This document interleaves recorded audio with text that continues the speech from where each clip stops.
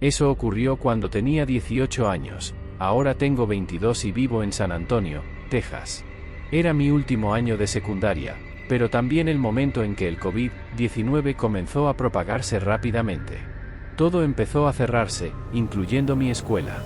A pesar de la cuarentena obligatoria, mi grupo de amigos y yo salíamos más que nunca. Con casi todos los negocios no esenciales cerrados, no había mucho que hacer, pero siempre me ha encantado explorar lugares nuevos e incluso sitios supuestamente embrujados, un pasatiempo que mantengo hasta hoy. Nunca he sido de asustarme fácilmente, pero esta historia es una de las pocas que realmente me marcó. Ya había enfrentado algunas situaciones peligrosas, como encuentros con personas sin hogar o incluso haber tenido un arma apuntándome, pero nada se compara con lo que ocurrió esa noche. En ese momento, había empezado a salir con una chica llamada Clarissa, que estudiaba conmigo en la secundaria. Si no fuera porque ella confirmó mi coartada, estoy seguro de que mis amigos no habrían creído lo que viví. Apenas estábamos conociéndonos mejor, y de alguna manera, logré convencerla de explorar un parque natural en San Antonio a las 3 de la mañana. El parque, Apeschnabel, es hermoso y seguro durante el día, pero por la noche es conocido por ser peligroso. Además, el lugar tiene historias oscuras, como el brutal asesinato de una mujer en 2016 y el caso de un chico que recibió un disparo en 2021 mientras exploraba la zona. Cuando llegamos al parque, el ambiente era escalofriante, completamente oscuro, con los árboles bloqueando cualquier luz de la luna. Prefiero no usar linternas en estos lugares porque la luz puede atraer atención no deseada y también impide que mis ojos se ajusten a la oscuridad. Mientras caminábamos por el sendero principal, el silencio de la noche era casi opresivo. Decidí que no estaríamos mucho tiempo allí, ya que el ambiente se sentía extraño e inquietantemente silencioso. Sabía de un sendero alternativo que nos llevaría de regreso al estacionamiento sin tener que desandar todo el camino. Clarissa estuvo de acuerdo, y empezamos a seguir ese sendero. Aproximadamente 2 minutos después de entrar en el sendero secundario, algo inesperado ocurrió, escuchamos el sonido de una flauta tocando. El sonido era rítmico, como si fuera una pieza musical, pero extremadamente inquietante. Nos detuvimos de inmediato y nos miramos, sin saber qué hacer. La melodía, por más armónica que fuera, transmitía una sensación de amenaza. Clarissa comenzó a temblar de miedo, y para mi sorpresa, empezó a rezar, pidiendo perdón por sus pecados. En ese momento, me di cuenta de que la situación era más grave de lo que parecía. El sonido de la flauta parecía provenir de la dirección del sendero principal, a unos 30 o 50 metros de nosotros, pero se hacía cada vez más fuerte y más cercano, como si nos rodeara. Sabía que tenía que actuar. Le dije a Clarissa que no se preocupara, que no dejaría que nada le pasara. Decidimos correr por el sendero secundario para salir de allí lo más rápido posible. Tan pronto como empezamos a correr, el sonido de la flauta pareció detenerse, pero no estaba seguro porque estaba completamente enfocado en sacarnos de allí. Habíamos avanzado solo unos metros cuando escuchamos el crujir de arbustos y el chasquido de hojas. Entonces, algo grande cruzó el sendero justo frente a nosotros. Podría haber sido un animal salvaje, tal vez un ciervo, pero lo extraño fue la sensación de su presencia. Era como si su tamaño o fuerza se pudieran percibir sin que pudiéramos verlo claramente. El viento parecía cargar un peso inusual, algo que hasta el día de hoy no puedo explicar. Fue un momento que nunca olvidaré y, incluso ahora, al recordarlo, sigo preguntándome qué fue lo que realmente ocurrió esa noche. El problema es que, aquella noche, nunca vi una silueta o una forma clara de lo que cruzó frente a nosotros. Aún más extraño fue que no escuché nada acercándose o corriendo. El ruido ocurrió solo en el instante en que aquello estaba justo frente a nosotros.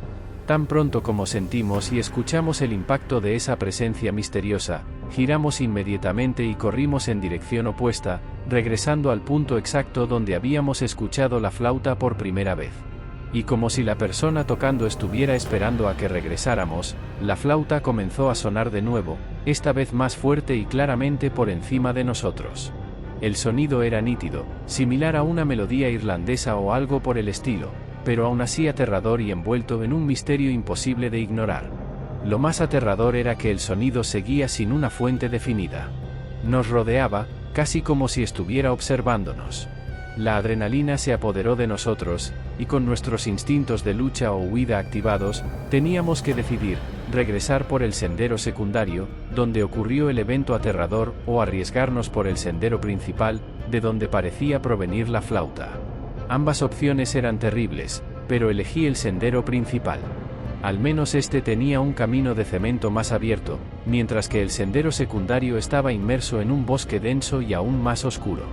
Clarisa, todavía temblando, estuvo de acuerdo, y salí corriendo al frente para guiarla mientras regresábamos al camión. La carrera fue intensa, mi adrenalina estaba tan alta que redujimos una caminata de 20 minutos a una carrera de aproximadamente 7 u 8 minutos. Durante el trayecto, el sonido de la flauta pareció detenerse, pero estaba tan concentrado en escapar que apenas me di cuenta. En el camino, vimos un baño químico aleatorio, lo que solo empeoró mi miedo. Imaginé la posibilidad de que alguien estuviera escondido allí dentro o esperando del otro lado para sorprendernos. Afortunadamente, no había señales de nadie, y al llegar al estacionamiento, noté que mi camión era el único vehículo en la entrada del bosque. Salté al asiento del conductor, y tan pronto como Clarisa subió, aceleré lejos de ese lugar. Al día siguiente, conté la historia a mis amigos e investigué incansablemente en internet para descubrir si alguien más había experimentado algo similar. Encontré relatos de personas que escucharon fantasmas, sectas realizando rituales extraños o incluso animales emitiendo sonidos inusuales, pero nada sobre un solo rítmico de flauta como aquel. El sonido era tan claro como la luz del día, a pesar de ser las 3 de la madrugada, y el hecho de que estuviéramos tan lejos de cualquier casa o civilización solo hacía todo más inexplicable. La idea de que el sonido pudiera viajar tanto desde una casa cercana no tenía sentido, considerando nuestra ubicación profunda en el bosque. Hasta el día de hoy, nunca descubrí quién o qué estaba tocando esa flauta ni qué fue lo que cruzó nuestro camino. Al recordar los detalles, siento escalofríos, y la experiencia parece cada vez más algo paranormal que algo racional o tangible. No sé si era un espíritu, un miembro de una secta o simplemente alguien intentando asustarnos, pero espero que algún día alguien pueda dar una explicación lógica a esto. Desde entonces, nunca he vuelto a esos bosques de noche. Aún exploro lugares aterradores, pero nunca he enfrentado algo tan extraño como aquella noche. Hoy mi vida es muy diferente. Soy técnico de farmacia en un hospital de tamaño mediano en el noroeste de Alabama. Trabajo en el turno nocturno, de 6 de la tarde a 4 de la madrugada, y también soy responsable de reabastecer las salas de cirugía. Mi trabajo es intenso, 7 días seguidos de turno y luego 7 días de descanso, que utilizo para relajarme o explorar nuevos lugares. Esta rutina es agotadora, pero las semanas libres hacen que todo valga la pena. Incluso con esta rutina, la experiencia de aquella noche en San Antonio todavía me persigue y permanece como un misterio sin resolver. La casa no tenía cortinas, lo que hacía que mi esposa se sintiera incómoda durante las pocas noches que pasó allí. Al principio, no fui con ella porque era mi semana de trabajo, y ella pensó que no valía la pena que yo fuera solo para dormir al amanecer. Pero, en su última noche como niñera, se sintió especialmente ansiosa, así que decidí acompañarla. Aunque suele ser terca, me agradeció y parecía visiblemente aliviada cuando llegué. Trabajar en el turno nocturno durante 2 años afectó profundamente mi sueño, y creo que desarrollé un leve insomnio. Al llegar a la casa, no pude dormir, algo que no era inusual, pero esa noche ya llevaba más de 28 horas despierto, marcando un récord para mí. Teníamos un día lleno por delante, llevar a los primos a la escuela, asistir a una fiesta de revelación de género, hacer compras y, por supuesto, aún tenía que trabajar a las 6 de la tarde. A pesar del agotamiento, solo logré descansar unos 10 minutos en el auto. Para intentar mantenerme alerta, compré un Red Bull enorme y otra bebida energética antes de empezar mi turno. Le pedí a mi esposa que me llevara al trabajo porque mi auto necesitaba reparaciones en los frenos, y ni ella ni yo confiábamos en que condujera su coche después de tanto tiempo sin dormir. Cuando mi turno comenzó, seguía despierto desde las 2 de la tarde del día anterior, y lo único que me ayudaba era mantenerme ocupado. Mientras trabajaba reabasteciendo las salas de cirugía, me puse los auriculares para escuchar música. Era una tranquila noche entre semana, con algunas cirugías retrasadas finalizando y el personal de limpieza ocupándose de las salas usadas. De repente, escuché el sonido característico de una puerta pesada abriéndose detrás de mí. Me giré, pero no había nadie. Pensé que quizás alguien había mirado y decidido irse, así que seguí con mi trabajo. Poco después, entré en una sala oscura, y al encender la luz, juro que vi a alguien agachado cerca del contenedor de desechos para agujas y frascos. Me acerqué, pero no había nadie. Esto comenzó a asustarme, aunque supuse que era el cansancio o incluso alucinaciones por la falta de sueño. Más tarde, a las 2 de la madrugada, fui a entregar medicamentos a las estaciones de enfermería en los pisos superiores. En el quinto piso, decidí revisar la zona 5455, que estaba en remodelación y vacía. La sensación de caminar por esos pasillos desocupados era diferente a estar en salas de cirugía vacías, era más inquietante. Al pasar por la habitación 5512, escuché el sonido de una cama hospitalaria moviéndose. Al mirar dentro, vi a un hombre mayor temblando violentamente, con sangre brotando de sus ojos, nariz y boca. Un monitor al lado de la cama pitaba frenéticamente, indicando que estaba en código. Mi corazón se aceleró, y al intentar entrar para ayudarlo, me di cuenta de que la habitación estaba vacía. La cama estaba perfectamente arreglada, y el monitor apagado. Mientras regresaba al ascensor, todavía tratando de procesar lo que había visto, un hombre mayor con una placa de identificación y uniforme de seguridad entró al elevador y me dio una palmada en el hombro al pasar. Lo reconocí como el mismo hombre que había visto en la habitación, pero ahora estaba tranquilo, sonriendo. Cuando las puertas se cerraron y subió al quinto piso, quedé paralizado. No presioné el botón para bajar, pero el mismo elevador regresó vacío al primer piso. Corrí a la farmacia y pasé el resto del turno sentado, tratando de calmar mi mente. Busqué información sobre alucinaciones debido a la privación de sueño y descubrí que pueden comenzar entre las 30 y 48 horas sin dormir.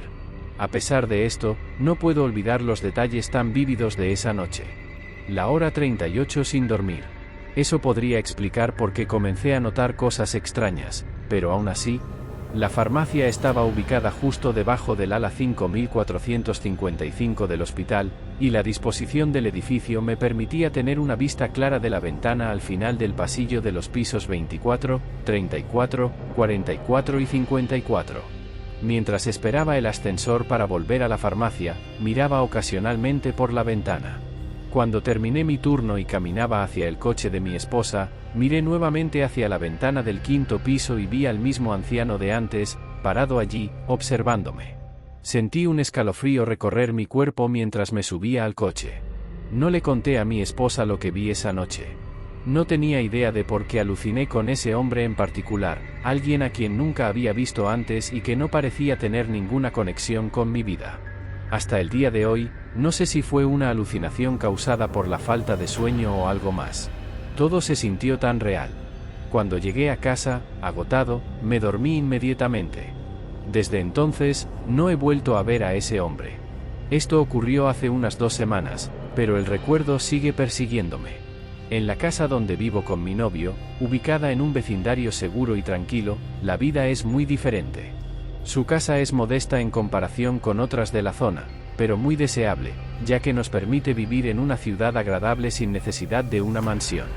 Es una casa de un solo piso con 3 habitaciones, 2 baños y un sótano. La calle en la que vivimos es bastante privada, con una curva que evita que los vecinos estén directamente frente a nosotros. Hay 8 casas en la cuadra y al final de esta, una pequeña área boscosa aumenta la sensación de aislamiento. A pesar de toda la comodidad, algo extraño sucedió el pasado octubre, cuando mi novio se fue a Las Vegas para una despedida de soltero. Estuvo fuera de jueves a lunes, y yo me quedé sola en casa. El viernes, después del trabajo, invité a unas amigas a una noche de vinos. Estábamos en la sala viendo películas de terror cuando, de repente, sonó el timbre. Nos quedamos paralizadas, intercambiando miradas nerviosas. La idea de que sonara el timbre tarde en la noche mientras veíamos películas de terror parecía sacada directamente de un guión. Fui a la ventana para tratar de ver quién estaba afuera, pero no vi nada. Miré por el pequeño panel de vidrio sobre la puerta y no había nadie en el porche. Con 4 coches en la entrada, era obvio que alguien sabía que había gente en casa, pero el porche estaba vacío. Volví a la sala, y aunque todas coincidimos en que era extraño, decidimos que probablemente solo era una broma de mal gusto. Cuando las chicas se fueron, ya era tarde y me fui directamente a la cama. Me dormí rápidamente, pero me desperté aproximadamente una hora después con el sonido del timbre sonando de nuevo, esta vez 2 veces seguidas. Miré la hora en mi teléfono, era la 1 de la madrugada. Nadie debería tocar el timbre a esa hora. Inmediatamente llamé a mi novio. Contestó, sonando borracho, y estaba en un bar ruidoso. Le pedí que se moviera a un lugar más tranquilo para escucharme. Preocupado, me dijo que no abriera la puerta bajo ninguna circunstancia y que me quedara en la habitación. Curiosamente, no sugirió llamar a la policía, así que decidí esperar. Colgué la llamada, tratando de calmarme y volver a dormir. Justo cuando empezaba a relajarme y mi ritmo cardíaco disminuía, escuché un ruido. Algo desde afuera. Un clic. Luego, un golpe en mi ventana. Una voz masculina dijo, ¿hay alguien en casa? Necesito ayuda aquí. Agradecí mentalmente por haber mantenido las cortinas cerradas. No podía ver quién estaba afuera, y el intruso tampoco podía verme. Pero no se dio por vencido. Golpeó de nuevo, esta vez más fuerte, y dijo, sé que estás ahí. Fue en ese momento que tomé el teléfono y llamé a la policía. Susurré todo el tiempo mientras les contaba lo que estaba pasando. Les expliqué que alguien estaba intentando invadir mi casa. Tal vez sonara exagerado o dramático, pero el miedo era real. Solo quería ayuda lo más rápido posible. 5 o 10 minutos después, el timbre sonó de nuevo, acompañado de golpes fuertes en la puerta. Mi corazón se aceleró. Me acerqué a la puerta y pregunté quién era. Una voz respondió, es la policía. El tono era completamente diferente al de la voz del hombre de antes. Miré por el vidrio y vi a 2 policías uniformados afuera. Respiré aliviada y abrí la puerta. Sin que los invitara, el policía más alto entró inmediatamente y comenzó a hablar. Dijo que estaban allí en respuesta a mi informe sobre una perturbación. Les expliqué sobre el hombre que había tocado mi timbre y golpeado mi ventana, pero no parecía estar interesado en lo que decía. El policía fue increíblemente grosero, interrumpiendo mis frases y pidiéndome que me callara. No mostraba ninguna preocupación por mi miedo y parecía más interesado en imponerse. Su compañero, por otro lado, no dijo una palabra, solo observaba. Cuando intenté explicar que no había visto al hombre, el policía más alto volvió a interrumpirme y dijo, bueno, fue usted quien nos llamó, señora. Si no quiere nuestra ayuda, podemos irnos. Me quedé sorprendida por tanta falta de profesionalismo. Me disculpé, ya que claramente no estaba dispuesto a escucharme, y dije que solo quería ayuda porque tenía miedo. Finalmente, los 2 comenzaron a caminar por la casa con sus linternas. Los observé desde las ventanas mientras realizaban una inspección rápida. Pasaron por los alrededores de la casa, pero, honestamente, no parecían estar revisando con mucha atención. Después de dar una vuelta completa, regresaron a la puerta y me dijeron que no había nada que pudieran hacer sin cámaras o evidencia de que alguien estaba intentando cometer un crimen. Fue una sensación horrible escuchar eso. Se fueron, y el miedo permaneció. Lo único que me consolaba era la posibilidad de que el hombre afuera hubiera visto la llegada de la policía y decidiera irse. Intenté volver a la cama. De alguna manera, a pesar del miedo, me quedé dormida. Desperté con la luz del sol entrando por las rendijas de las persianas. Era sábado, alrededor de las 10 de la mañana. La casa estaba silenciosa, pero aún sentía una sensación de incomodidad. En ese momento, me di cuenta de que tal vez ni siquiera la luz del día podría disipar lo que había sucedido la noche anterior. Esa noche, mi amigo estaba organizando una fiesta de Halloween, y yo estaba ayudando con los preparativos durante el día. Fui al supermercado a hacer algunas compras y aproveché para conseguir cosas para la fiesta. Mi disfraz era el de Velma, de Scooby-Doo, y mi amiga, que organizaba la fiesta, era Daphne. Llegué a su casa alrededor de las 6. La fiesta comenzó a las 9 y realmente empezó a animarse alrededor de las 22:30. Me quedé allí hasta bastante tarde, probablemente saliendo de su casa poco después de la 1 de la mañana. No había bebido mucho, solo algunas cervezas, así que estaba bien para conducir. Cuando llegué a casa, noté de inmediato una corriente de aire fresco entrando. Puse mis cosas en la mesa del comedor y me di cuenta de que la ventana estaba abierta. Fui a cerrarla, tratando de recordar por qué la habría dejado abierta. Luego fui a cepillarme los dientes, pero cuando salí del baño, noté que la puerta del sótano estaba completamente abierta. Me quedé congelada en el lugar. Fue entonces cuando comencé a escuchar un clic débil pero constante proveniente de abajo. Me acerqué cautelosamente a las escaleras del sótano y me di cuenta de que el sonido venía de allí. Llegué a la cima de las escaleras, miré hacia el sótano oscuro como la brea, y el clic se detuvo de repente. Entonces, una voz baja, desde allí abajo, dijo: «Finalmente llegaste a casa». Ese momento me congeló por completo. Sin pensarlo, cerré la puerta del sótano y tomé mi teléfono. Corrí a la casa del vecino y toqué la puerta hasta que él respondió. Decidí llamar a la policía mientras me sentía segura en su casa. Desafortunadamente, los mismos 2 policías que habían respondido a mi llamada anterior llegaron. Mi vecino me acompañó mientras hablaba con los policías, y creo que eso hizo que el policía más alto cambiara un poco su actitud. Esta vez no fue tan grosero. Junto con su compañero, comenzaron a revisar la casa, mientras mi vecino y yo nos quedábamos en la sala de estar. Después de la búsqueda inicial, les mostré algunos lugares donde creía que alguien podría estar escondido. Prácticamente revolví toda la casa, mientras aún estaba en el teléfono con mi novio, que estaba borracho. Cuando finalmente me sentí tranquila, pensando que no había nadie más, hice una maleta para quedarme con mi hermana hasta que mi novio regresara. Esta vez, asegurándome de cerrar todas las ventanas antes de salir. La principal lección que aprendí fue que, si tienes ventanas que se abren lo suficiente para que alguien pase, siempre asegúrate de que estén cerradas con llave cuando las cierres. Todavía vivo en esta casa hasta el día de hoy, pero durante algunos meses me negué a quedarme sola en casa durante largos periodos. Aún tengo síntomas de PTSD por eso, y a veces tengo pesadillas en las que escucho golpear la ventana, y entonces me despierto, con el corazón acelerado, aún sintiendo el miedo de esa noche.